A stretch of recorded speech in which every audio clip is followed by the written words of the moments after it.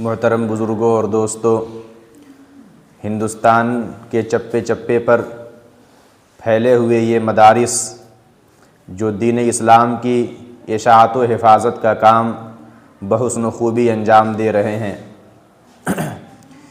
ان مدارس کی اہمیت اور ان کی افادیت بہت زیادہ ہے۔ ہندوستان میں دین کی حفاظت و اشاعت کا کام یہ کر رہے ہیں، ہماری نسلوں میں ایمان کے بچاؤ اور اس کی حفاظت کا کام کر رہے ہیں۔ یہ مدارس یہ دین کے قلعے ہیں، یہ پاور ہاؤس کی حیثیت رکھتے ہیں کہ جہاں سے اسلامی بہنوں اور بھائیوں کو ایمانی رمق پہنچتی ہے اور جہاں سے ان کو طاقت و قوت نصیب ہوتی ہے۔ آج سے 150 سال پہلے جب انگریزوں نے یہ اعلان کیا تھا کہ ہم ہندوستان میں ایسے ادارے قائم کریں گے کہ جن کے پڑھنے والے رنگ و نسل کے اعتبار سے تو ہندوستانی ہوں گے مگر عقل و مزاج کے اعتبار سے انگلستانی ہوں گے، انگریزی تہذیب و ثقافت ان کے رگوں میں ہم پیوست کر دیں گے اور ان کی سوچ اور فکر یہ انگریزی اعتبار سے ہوگی۔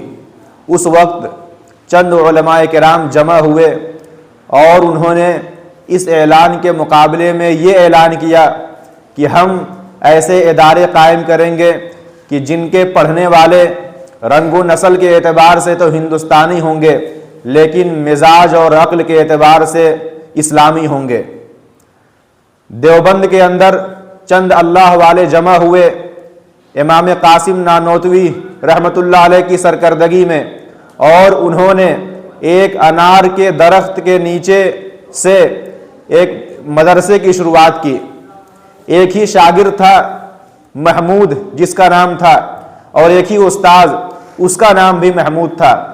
محمود کے سامنے محمود نے زانوِ تلمس طے کیا اور پھر دنیا نے دیکھا کہ یہی دارالعلوم دیوبند کا پہلا طالب علم جو محمود کی حیثیت سے مدرسے میں داخل ہوا تھا، دنیا اسے شیخ الہند کے نام سے جانتی اور پہچانتی ہے، جس نے گراں قدر اسلامی خدمات کو انجام دیا، جس نے ملک کی آزادی میں نمایاں کردار ادا کیا اور ریشمی رومال کے نام سے تحریک چلائی۔ معزز حاضرین، دارالعلوم دیوبند آج سے 150 سال پہلے قائم کیا گیا۔ یہ مدرسہ جسے ام المدارس کہا جاتا ہے، اس کی کوکھ سے ہزاروں لاکھوں مدارس نے جنم لیا، اور آج ہم ہندوستان کے چپے چپے پر جو یہ مدارس کا جال دیکھ رہے ہیں، یہ دارالعلوم دیوبند کا ہی فیض ہے اور دارالعلوم دیوبند سے پڑھنے والوں کا فیض ہے، وہاں سے نکلنے والوں کا، وہاں کے فضلاء کا، جنہوں نے اپنی ذمہ داری کو سمجھا اور اپنی ذمہ داری کو سمجھ کر کے ہندوستان میں انہوں نے مکاتب و مدارس کا جال بچھا دیا۔ ان علماء نے یہ سمجھا کہ ہماری نسلوں کی ایمان کی حفاظت تبھی ہوگی جب ہم دینی ادارے قائم کریں گے، جب ہم مکاتب و مدارس کو قائم کریں گے، اور اپنی سوچ میں وہ بالکل درست ہے۔ اگر ان مدارس و مکاتب کو ختم کر دیا جائے تو دنیا بھر کی ہم بات نہیں کرتے ہیں، ہندوستان کے تناظر میں اگر ہم دیکھتے ہیں تو ہماری نسلوں کا ایمان خطرے میں پڑ جائے گا۔ علامہ اقبال جب یورپ کے دورے سے آئے تو انہوں نے کہا کہ ان مدارس و مکاتب کو ان کے حال پر چھوڑ دو، ان ملاؤں کو مکاتب و مدارس میں بیٹھ کر کے دینی تعلیم کے فروغ کی کوششیں کرنے دو، ورنہ میں دنیا دیکھ آیا ہوں، وہاں میں نے دیکھا ہے کہ کس طریقے سے وہاں کے لوگوں کو ایمان سے محروم کر دیا گیا اور کس طریقے سے ان کی صدیوں کی وراثت ان سے چھین لی گئی۔ اگر یہ مدارس و مکاتب ختم کر دیے جائیں تو ہمارا ایمان خطرے میں پڑ جائے گا، مسجدوں کو امام ملنا بند ہو جائیں گے، قرآن و حدیث کا صحیح علم رکھنے والے ختم ہو جائیں گے، جو ہماری دینی رہنمائی کر سکیں، جو ہمیں مسئلہ مسائل سمجھا سکیں، جو ہمیں حلال و حرام بتا سکیں، ایسے لوگ کمیاب ہو جائیں گے۔ تو ان مدارس کا وجود ہمارے اعتبار سے تو بہت ضروری ہے، اور کہتے ہیں کہ ان مدرسوں نے کیا دیا ہے ملک کو، ان مدرسوں نے جو کچھ دیا ہے اس کا حساب لگانا مشکل ہے۔ ان مدرسوں نے انگریزوں سے اس ملک کو آزاد کرایا ہے۔ اگر یہ مدارس نہ ہوتے تو شاید آج ہم آزادی کی فضا میں سانس نہ لے پا رہے ہوتے۔ ان مدارس سے نکلنے والے علماء اور فضلاء نے انہوں نے ہندوستان بھر میں گھوم گھوم کر کے لوگوں کے اندر آزادی کے جذبے کو بیدار کیا اور اپنی تقریروں اور تحریروں کے ذریعے سے لوگوں کے دلوں کو گرمایا اور ان کو وطن عزیز کو آزاد کرانے کے لیے آمادہ کیا۔ یہ مدارس کی خدمات ہیں۔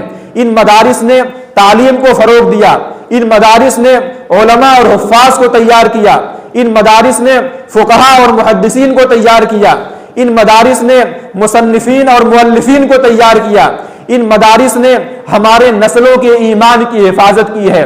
یہ مدارس ہمارے لیے بہت قیمتی ہیں، ان مدارس کا وجود ہمارے لیے بہت ضروری ہے۔ اگر یہ مدارس نہیں ہوں گے تو کیا ہوگا ہمارے ساتھ، اس کا اندازہ لگانا بہت مشکل ہے۔ اس وجہ سے ان مدارس کی حفاظت کرنا ہم سب کی ذمہ داری ہے۔ ان مدارس کے اندر رہ کر کے اپنے بچوں کو بھیج کر کے دینی تعلیم دلوانا یہ ہم سب کی ذمہ داری ہے۔ اگر ہمارا بچہ ان مدرسوں میں نہیں آئے گا، ان مکتبوں میں نہیں بیٹھے گا، علماء کرام کی مجلسوں سے نہیں جڑے گا، مشائخ اعظام اور اللہ والوں کے پاس اس کا آنا جانا نہیں رہے گا، تو پھر اس کا ایمان خطرے میں پڑ جائے گا اور اس کے لیے اپنے ایمان کو بچانا مشکل ہو جائے گا۔ آج دنیا جس تیزی کے ساتھ کوشش کر رہی ہے اور منظم طریقے پر یہ پلاننگ کی جا رہی ہے کہ مسلمانوں کو ان کے ایمان سے محروم کر دیا جائے، تو یہ ہمارے بچے، ہماری نسلیں دشمنوں کا آلہ کار بن جائیں گی اور ان کو اچک لیا جائے گا اور ان کو برباد کر دیا جائے گا۔ اس وجہ سے ان مدارس کا تعاون کرنا اور ان مدارس میں اپنے بچوں کو بھیجنا اور یہاں تعلیم دلوانا ہم سب کی ذمہ داری ہے۔ ان مدارس کو مضبوط کرنا اور ان کے نظام کو بہتر طور پر چلانے میں مدد کرنا یہ ہم سب کی ذمہ داری ہے۔ ان مدارس سے عقیدت و محبت کا تعلق ہونا چاہیے، ان مدارس کے ساتھ دلی تعلق اور لگاؤ ہونا چاہیے۔ ہمیں یہ مدارس عزیز ہونے چاہیے اور یہاں کے در و دیوار سے، یہاں کے پڑھنے والے طلبہ سے اور یہاں کے پڑھانے والے اساتذہ سے محبت ہونی چاہیے، اس وجہ سے کہ یہ حضور صلی اللہ علیہ وسلم کے فرمان کے مطابق دنیا کے سب سے بہترین لوگ ہیں، دنیا کے سب سے اچھے لوگ ہیں۔ اللہ کے رسول صلی اللہ علیہ وسلم نے فرمایا خیرکم من تعلم القرآن وعلمہ، تم میں سب سے بہتر آدمی وہ ہے، تم میں سب سے اچھا آدمی وہ ہے جو قرآن پاک کو سیکھے اور سکھائے۔ ان مدارس میں کیا ہوتا ہے؟ دن بھر قال اللہ اور قال الرسول کی صدائیں بلند کی جاتی ہیں۔ ان مدارس میں کیا ہوتا ہے؟ بچوں کو قرآن پاک پڑھایا جاتا ہے۔ ان مدارس میں کیا ہوتا ہے؟ بچوں کو حدیثیں پڑھائی جاتی ہیں۔ ان مدارس میں کیا سکھایا جاتا ہے؟ اللہ کے رسول صلی اللہ علیہ وسلم کی تعلیمات اور ان کی سنتیں سکھائی جاتی ہیں۔ ان مدارس میں قرآن پاک کے مفاہیم و مطالب کو بتایا اور سکھایا جاتا ہے۔ یہ مدارس بہت اہم خدمات انجام دے رہے ہیں اور ہمارے لیے بہت ضروری ہیں اور ہمارے لیے بہت اہم ہیں۔ ان مدارس کا رشتہ حضور پاک صلی اللہ علیہ وسلم کے زمانے سے جا کر کے جڑ جاتا ہے۔ یہ آج کی کوئی نئی چیز نہیں ہے۔ پچھلے ہفتے میں نے بتایا تھا کہ اللہ کے رسول صلی اللہ علیہ وسلم جب مدینہ تشریف لائے تو اپنے گھر بنانے سے پہلے سب سے پہلے اللہ کے رسول صلی اللہ علیہ وسلم نے مسجد کی تعمیر کی اور اس کے ساتھ مدرسے کو قائم کیا، صفہ جسے کہا جاتا ہے، وہ مدرسۃ الصفہ جہاں سے ان مدارس کا سلسلہ جا کر کے ملتا ہے، جہاں سے یہ مدارس اپنے آپ کو جوڑتے ہیں اور وہیں سے یہ مدارس کا سلسلہ چل پڑا ہے۔ بلکہ اس سے پہلے جائیے، مکہ کے قیام کے دوران اللہ کے رسول صلی اللہ علیہ وسلم حضرت ارقم رضی اللہ تعالیٰ عنہ کے گھر میں بیٹھتے تھے اور وہاں صحابہ کرام رضی اللہ عنہم جمع ہوتے تھے۔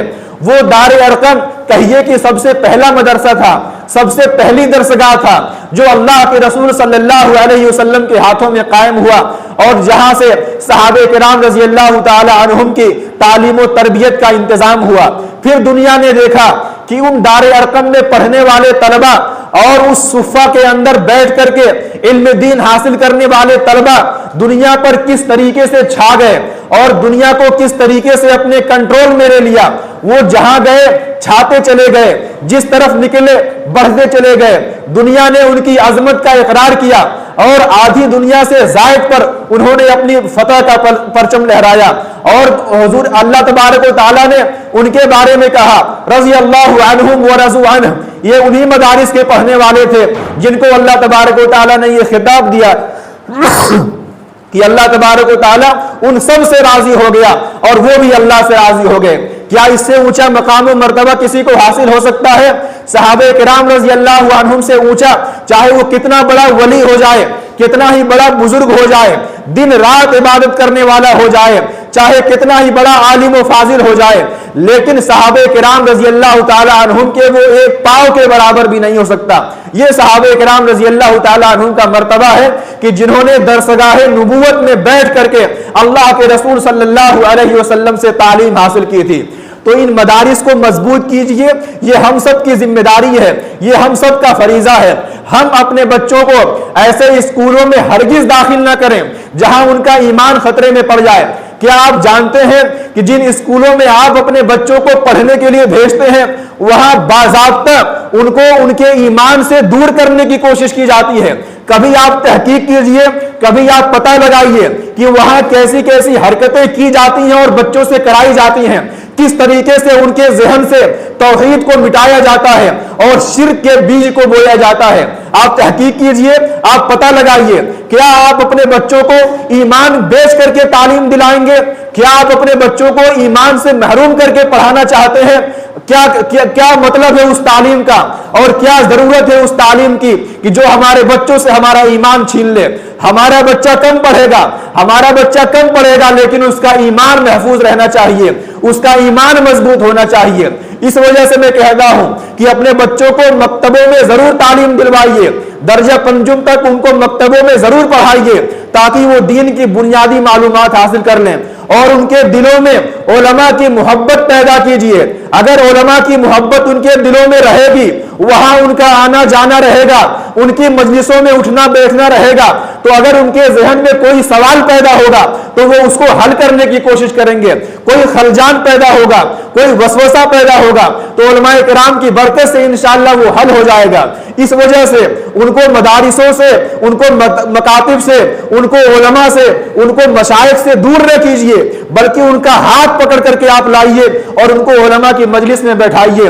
اس طریقے پر انشاءاللہ اس کے دل میں علماء کی عزت و وقار بیٹھے گی اور مدارس و مکاتب کی اہمیت بیٹھے گی، اور اس طریقے پر وہ دین سے جڑے گا اور اللہ اور اس کے رسول صلی اللہ علیہ وسلم کی محبت اس کے دل کے اندر پیدا ہوگی۔